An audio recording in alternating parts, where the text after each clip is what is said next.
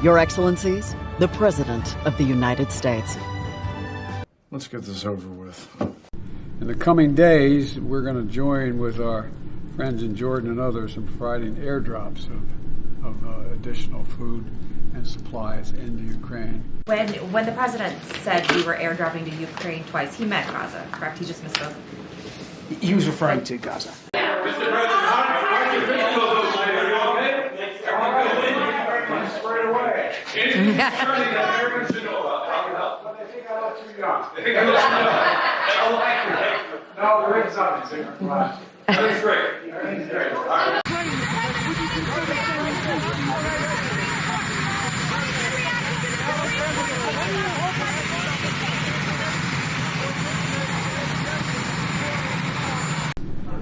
Well, Prime Minister Maloney, thank you for being here again.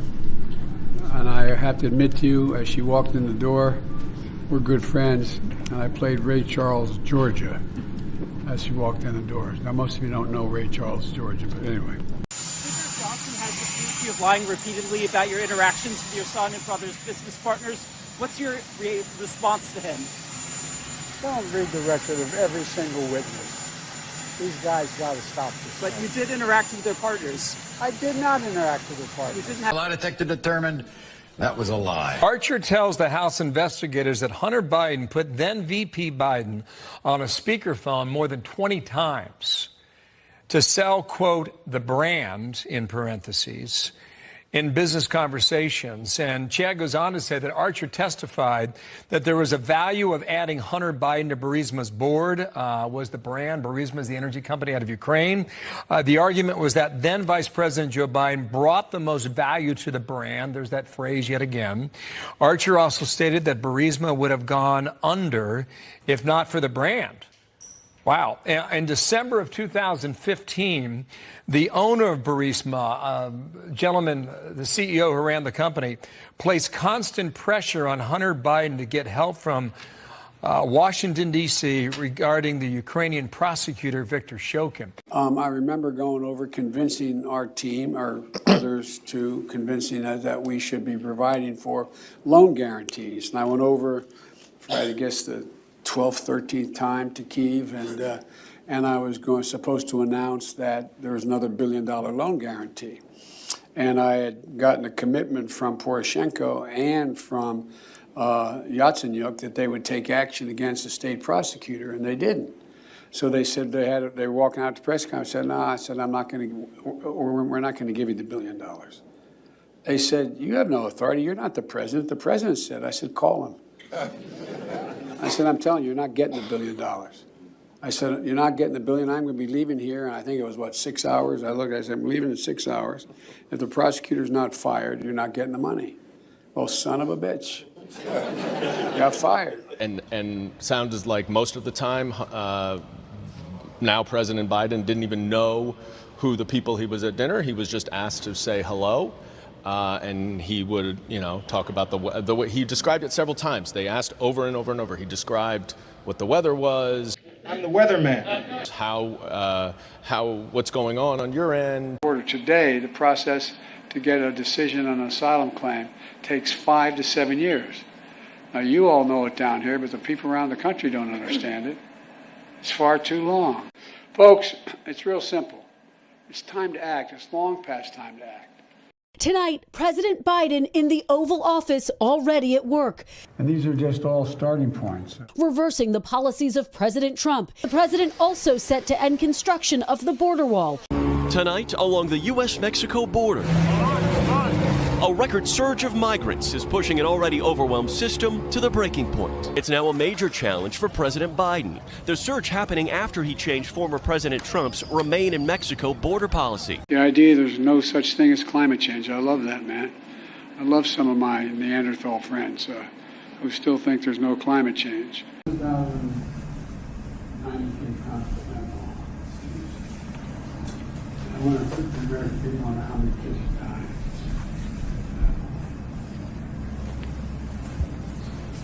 So are we here with us, our partners from U.S. Citizen and Immigration Services?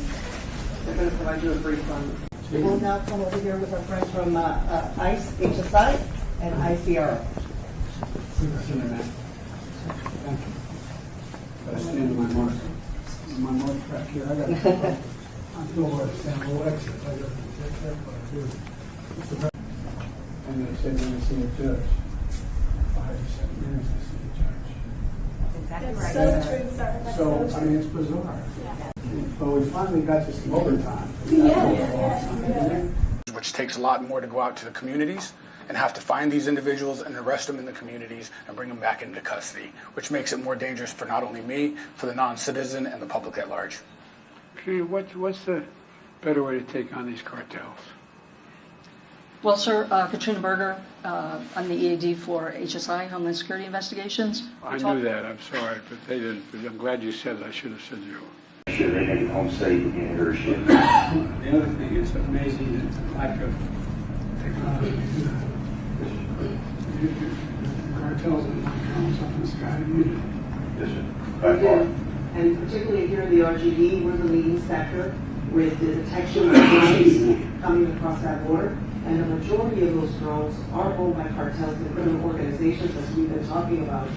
Those agents in the field that talk to you today, that's what they express, the need for more technology so that we are able to secure that border and at the same time increase the officer safety. I'm happy to feel some of the things that we've done with that to help ourselves in what we're doing.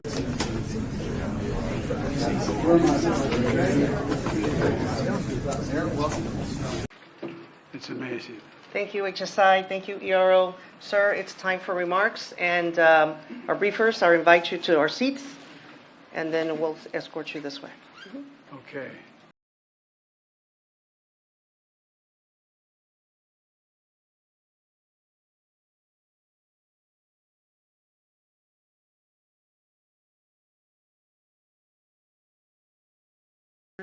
Where are you from?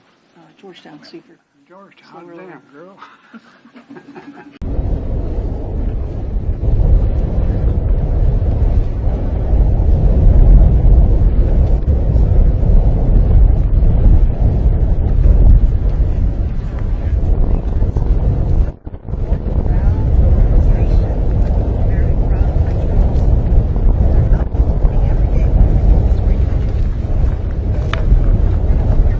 I just want the American people to know what we're trying to get done. How many more of these big things are we talking about? The non-intrusive inspection technology under the legislation, we would get more than $400 million to implement more than 100 of those machines.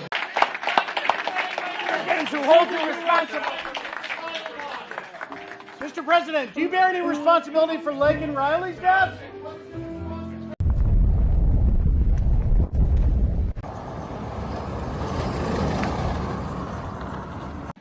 Unlike Texas Governor Abbott's efforts to undermine federal border enforcement, the leaders in Brownsville serve as a model of cooperation in addressing, together, the challenges that irregular migration present.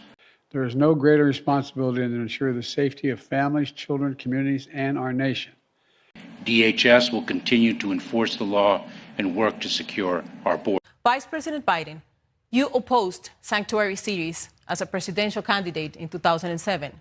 Where do you stand now? Should undocumented immigrants arrested by local police be turned over to immigration officials? No.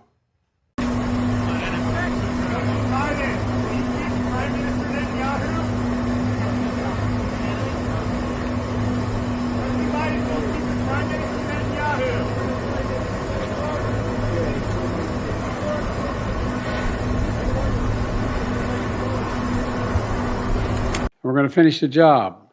We're going to ban assault weapons and high-capacity magazines next time around because it has to be done. As president, public safety and crime reduction is a top priority for my administration and for me, and it has been for a long time back when I was chairman of the Judiciary Committee. As was referenced, during the pandemic, states and cities saw violent crime rising, and their budgets were strained as they faced deep cuts in law enforcement and public safety. Cries for racial justice all across the country. Those calls now being put into action in D.C. I think that in the District of Columbia and across the country, we are on the cusp of some of the most overdue and magnificent changes in policing that we've seen in decades. Well, I think that a lot of people have different meanings for what they mean when they say defund the police. And as I've listened and read, I think most people are saying that they want reform and that they want good policing. We want to be very clear. When we say defund MPD, we mean get the budget to zero. We are working towards an abolitionist future where we don't have police and we don't have policing as a measure of harming our communities. Black Lives Matter and more than 100 black rights groups this week signed a petition demanding elected officials decrease funding for police departments and redirect those funds to areas like education and healthcare. Now is the time for us to say we're really committed to making change and affecting change and improving outcomes for black people. Yeah, London Breed wants to take $120 million away from the city's law enforcement budget as a form of reparations toward the black community. Thank you. I would like to invite the press to exit before we start our discussion. Can you give us a sense of when you think that ceasefire will start, sir? Well, I hope by the beginning of the weekend. I mean, the end of the weekend. At least my national security advisor tells me that we're close. We're close. It's not done yet. And my hope is by next Monday, we'll have a ceasefire. Okay, thank you. Okay, thank you. Thursday, why did you order now, Mr. President? You're going on Thursday. Why don't now? I've been planning to go Thursday. What I didn't know is my good friend apparently is going. And will you meet with migrants while you're there, Mr. President? Well, I'm not going to announce ahead of time. Secret Service doesn't like me announcing exactly what I'm doing. I've spent a lot of time with Xi Jinping, someone whom I have a great deal of difference with. And I was, when I was vice president, my president told me that he wanted me to get to know Xi Jinping because it was clear he was going to be the head of Russia, of China. And we were having problems with Russia at the time and other countries as well. And so what he said was, get to know him. He's going to be there. And he couldn't because he was the president. He couldn't travel. So I traveled 17,000 miles with him throughout the country, our country, and in China as well. We were in the Tibetan Plateau, and he turned to me and he said, can you define America for me? And this has been documented, it's real. I looked at him, I said, yes, I can, in one word.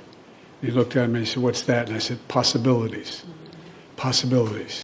And you know, stand here in front of this portrait of the man behind me here. He said, and I want to make sure I get the quote exactly right. He said, the better angel, he said, we must address the council and address the better angels of our nature. And we do well to remember what else he said. He said, we're not enemies, but we're friends. It's in the part of the Civil War. He said, we're not enemies, but we're friends. We must not be enemies. Folks, and I've been around, I know I don't look it, I've been around a long while. And I mean this sincerely. Politics has gotten too bitter.